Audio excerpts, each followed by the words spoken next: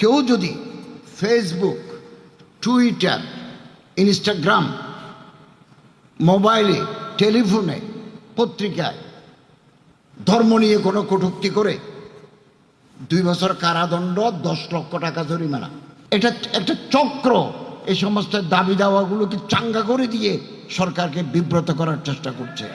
রাষ্ট্রের অত্যন্ত নাজুক মুহূর্তে আমরা দায়িত্ব নিয়েছি।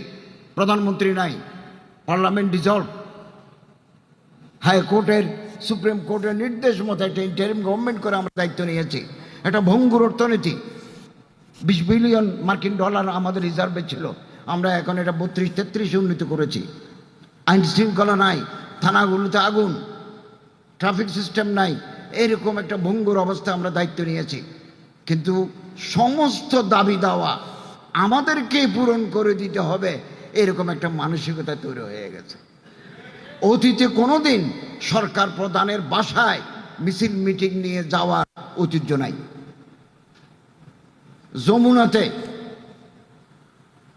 যমুনা আমাদের প্রধান উপদেষ্টা মাননীয় প্রধানমন্ত্রী যেখানে থাকেন, ওখানে মিছিল নিয়ে যাওয়ার প্রবণতা, গরম পানি মারতে হয়।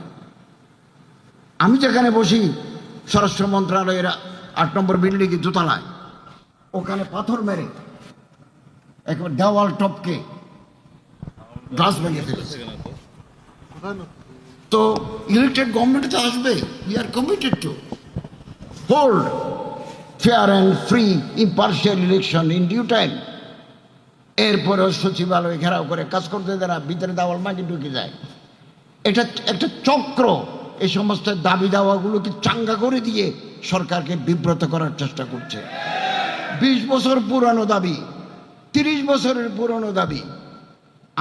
আমরা সরকার 15 মাস 18 মাসে আমাদের উপরে প্রেস করে এগুলো দাবি দাওয়া আদায় করতে চায়। পুরনো দাবি 3 মাস অপেক্ষা করেন না, আমরা একটা ইলেক্টেড গভর্নমেন্টের হাতে ক্ষমতা দেব, ওনাদের কাছে আপনারা দাবি দেন। ওনারা তো জনপ্রতিনিধি, আমি তো জনপ্রতিনিধি নই, আমি তো একটা বিপ্লব উত্তর সরকারের সদস্য। এছাড়া আমরা দায়িত্বে আসার পরে আমরা 2025 সালে আমরা একটা আইন করেছি, সাইবার ল।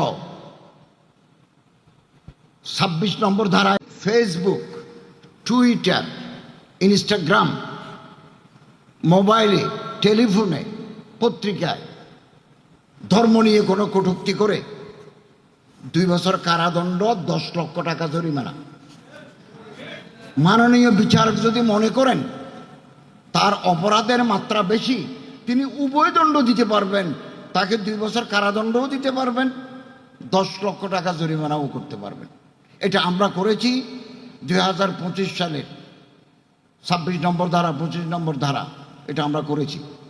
আগামী দিনে যারা ক্ষমতায় আসবেন তারা যদি মনে করেন না তাকে 100 বছর কারাদণ্ড দিতে হবে, করেন, তাকে 1 কোটি টাকা জরিমানা করতে, তার বাড়িঘর ক্রোক করতে হবে, করেন। এটা পার্লামেন্টের সুযোগ আছে, আমরা এটা করে গিয়েছি। এবং